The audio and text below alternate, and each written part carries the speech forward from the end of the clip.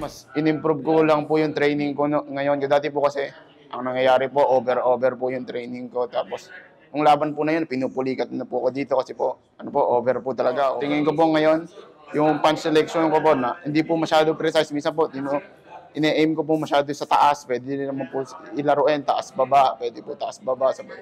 Matangkad po kasi siya, hindi ko po siya kilala noon. Nagulat po ako na ang tangkad po pala niya. Kaya po, lagi pong natama sa nagulat po ako na gano'n pala siyang kataas. Kaya nakasanayan ko po kasi mga kasparing ko po, medyo maliliit po na konti. Kaya yung mga body shot ko po na talagang natama sa below the belt. Sa totoo lang po, gusto ko po talagang maging world champion po. Gusto ko po may marating po sa pagboboxing.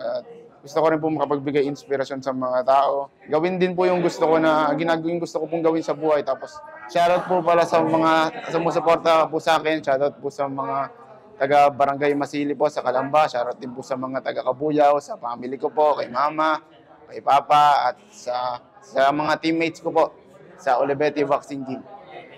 Kung dapat iwasan yung suntok, iwasan. Siyempre, karamihan talaga si Pacquiao. Lalo na kaliwa, agresibo, tapos madiskarte sa laban. Mag-iingat, siyempre. Tapos, take time sa bawat suntok. Mag-champion, lahat, hinahangad yun. Tapos, para sa pamilya. And sa manager ko, tiwala sa amin. Shoutout sa Tanay Rizal and family ko dyan. Maraming salamat. Tapos sa sponsor namin kay Coach Toto, tapos sa Lumaban, and Glenn Ford, lalo na si Glenn Ford. Thank you. Ladies and gentlemen, introducing the fighter fighting out of the blue corner, Joel Gutiama. Red Rostering fighting out of the red corner, Arwin Cordova.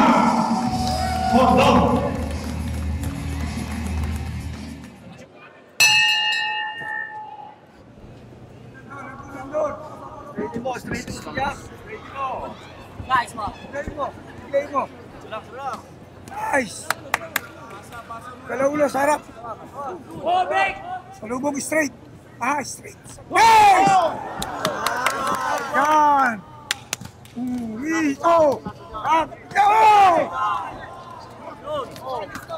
Nasa kamay. Taas! Sige! Wala!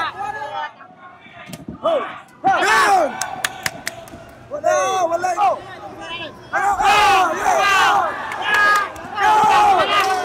Ayun! Lagay! Sige! Listo! Ulit!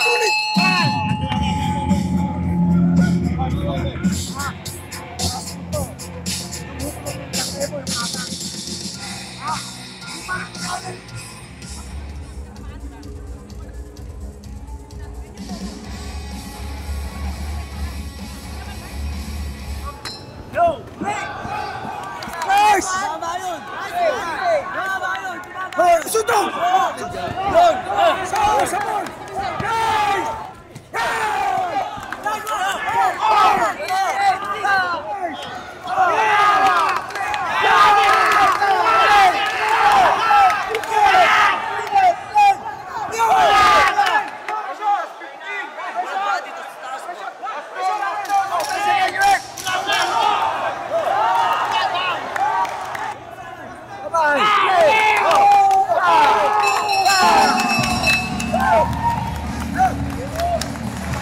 We have a majority pro tabla, mga kaibigan.